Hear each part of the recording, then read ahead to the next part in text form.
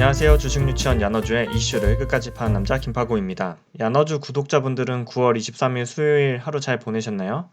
오늘 저는 증시를 보면서 살얼음판 같다고 느꼈습니다. 오늘 영상에서는 제가 최근에 증시에서 느껴지는 이상 징후들이 어떤 것인지 여러분과 함께 공유한 다음 주린이로서 이렇게 흔들리는 시장에서 어떻게 대처해야 할지 알려드릴 테니 영상 끝까지 시청해주세요. 먼저 오늘 시장 상황을 살펴보면 9월 23일 코스피는 시초가 갭상승으로 시작했지만 한때 2287포인트까지 밀렸다가 장 막판 2330포인트로 마무리됐습니다. 시초가가 무려 1%에 가깝게 갭상승으로 시작해서 기대감을 키웠지만 시작하자마자 줄곧 하락하여 오전 10시 근처에는 2287포인트를 기록하며 2% 가까이 하락했다. 낙폭을 최대한 만회하며 다행히 강보합으로 끝났습니다. 투자 주체별 매매 동향 살펴보면 코스피 시장에서 오늘도 개인만이 3천억 넘게 순매수했고 외국인과 기관은 순매도를 보였습니다. 코스닥 시장도 비슷한 흐름을 보였는데요. 시초가가 무려 1.5%나 갭상승해서 시작했지만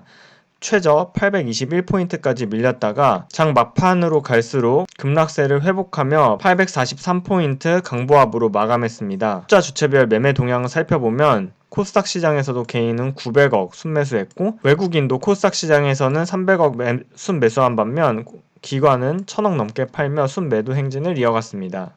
9월 22일 어제 올린 영상에서 저는 코스피는 2300 그리고 코스닥은 824를 지지선으로 본다고 말씀드렸었는데요. 오늘 시장이 오전에 급락할 때 코스피는 2300, 코스닥은 820포인트에 가까이 갈 때 저는 제가 좋게 보는 종목들을 매수하고 포트폴리오를 리밸런싱하며 중소형주를 최대한 줄이고 대형주로 갈아탔습니다. 우선 다행인 것은 시장이 제가 어제 영상에서 말씀드렸던 60일 지지선에서는 지지를 받는 모양이라 다행이었지만 강한 반등은 이뤄지지 않아 뭔가 찜찜한 상황은 지속되고 있습니다. 오늘 시장의 반등에도 불구하고 제가 최근 주식시장에서 찜찜한 기분이 드는 이상징후 3가지는 첫 번째, 아직도 주가지수가 코스피, 코스닥 모두 일봉 20선을 하회하고 있다는 점. 두 번째, 예탁금은 줄어들지만 신용잔고는 사상 최대치를 기록하고 있다는 점. 그리고 세 번째로 이번 주 들어 공모주를 철회하는 종목이 2종목이나 발생했다는 점입니다. 하나씩 자세히 살펴보도록 하겠습니다. 반등을 했음에도 찜찜한 이유 첫 번째는 반등의 강도가 생각보다 약했기 때문입니다. 코스피와 코스닥의 일봉 차트를 보면 모두 RSI 심리지표로는 50을 하회하며 과매도권에 점점 접근하고 있는데 두 지수 모두 일봉 기준인 코스피 2380, 코스닥 870이 회복돼야 반등을 제대로 했다고 볼 수 있는데 현재는 일봉선인 노란색 선 밑에서 하회하고 있어서 불안한 모습을 보이고 있습니다.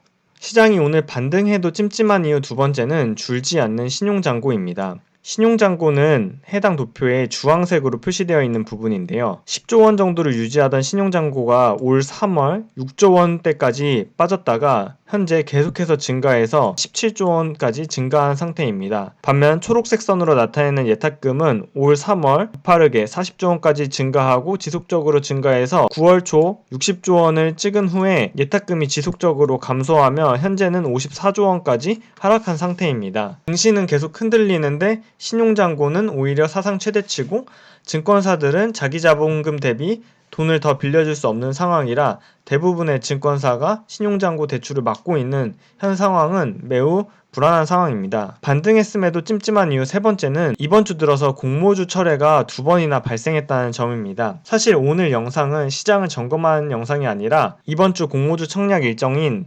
넥스틴과 퀀타 매트릭스 둘 중에 어떤 걸 청약해야 할지 분석하는 영상을 올리려고 했는데요. 퀀타 매트릭스도 오늘 철회 신고서를 낸 걸 보고 조금 놀랐습니다. 이틀 전 한국투자증권이 주관하는 공모주인 파나시아가 철회 신고서를 낸 데 이어 9월 들어서 두 번째로 퀀타 매트릭스의 공모 철회 신고서를 보면서 SK바이오팜 이후 뜨거워졌던 공모주 시장에서 기관들이 굉장히 보수적으로 임하고 있다는 것을 느낄 수 있습니다. 철회는 되지 않았지만 KB증권에서 내일과 내일 모레 청약을 받는 넥스틴의 경우에도 기관의 수요 예측 경쟁률이 30대 1이라는 수치였습니다. 기관의 수요 예측이 1000대 1이 넘는 일이 비일비재했었는데 30대 1은 정말 거의 참여를 안 했다고 봐도 무방할 정도의 수치입니다. 공모주에서도 이상 징후가 보이고 있는 것이죠. 어제는 지지선에서 매수를 하자더니 오늘은 증시가 이상하다는 이야기를 한다면 구독자분들이 조금 의아하실 텐데요. 저 김파고가 얘기하는 건 당장 내일 증시가 급락할 거다 혹은 당장 내일부터 반등할 거니 매수하자 는 이야기도 아닙니다.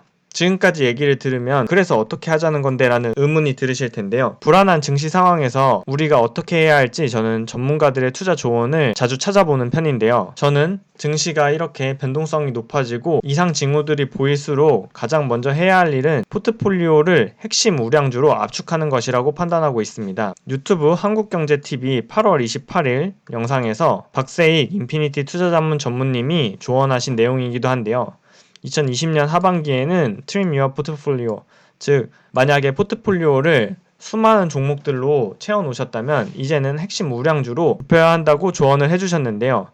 가장 큰 이유는 바로 대주주 과세 요건이 올 연말에도 10억에서 3억 원으로 과세 비준이 강화되면서 10월부터 대주주 과세 요건을 회피하기 위한 매도세가 지속적으로 출회될 수 있기 때문에 해당 종목들의 매도세가 나왔을 때 시가총액이 작은 종목일수록 이런 대주주 과세 회피 물량에 대한 매도세가 주가에 부정적인 영향을 끼칠 수 있기 때문에 시가총액이 큰 핵심 우량주로 포트폴리오를 조정해야 한다는 조언입니다. 두 번째로 유튜브 3프로TV 9월 23일 오늘 아침에 올라온 윤지호 이베스트 투자증권 센터장님의 조언은 현금을 일정 부분 확보하며 포트폴리오 내 현금 비중을 유지하고 오늘처럼 코스피 코스닥이 시초에 떠서 시작할 때는 추격 매수를 지양하고 조정이 올 때 내가 정해놓은 하단선에 주가 지수가 도달했을 때만 분할해서 매수하는 전략을 해야 한다고 조언했고 윤지호 센터장 역시 포트폴리오를 최대한 압축할 것을 조언했습니다. 좋게 보는 섹터로는 역시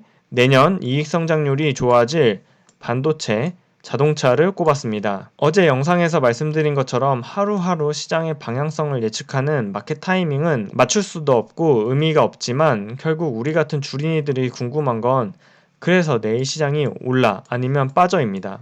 제가 최근 시장의 흐름을 보면서 느끼는 건 3월부터 가파르게 상승했던 증시에 점점 투자자들이 악재를 더 크게 받아들이고 변동성은 커졌습니다. 높아진 주가 수준이 부담스러운 상황에서 불확실한 요소들인 미국 대선, 미중 갈등, 코로나 확진자의 증가, 그리고 유럽의 2차 봉쇄 우려, 백신 개발 여부 등 불확실하고 증시에 부정적인 요소들이 부각되고 있는 상황입니다. 이런 변동성이 높아질수록 포트폴리오를 압축하고 현금 비중을 일정 부분 확보하라는 전문가들의 조언을 참고해야 될 때라고 생각합니다. 어제 영상에서 말씀드린 것처럼 시장의 변동성이 커질수록 좋은 기업을 좋은 가격에 사려는 노력을 지속해야만 우리의 소중한 투자금을 지킬 수 있습니다. 야너주 구독자분들도 시장의 변동성이 커질수록 좋은 기업을 지속적으로 찾으려는 노력이 필요한 때인 것 같습니다. 오늘 영상이 도움이 되셨다면 구독, 좋아요, 알림 설정 부탁드려요. 그럼 다음 영상에서 만나요. 안녕!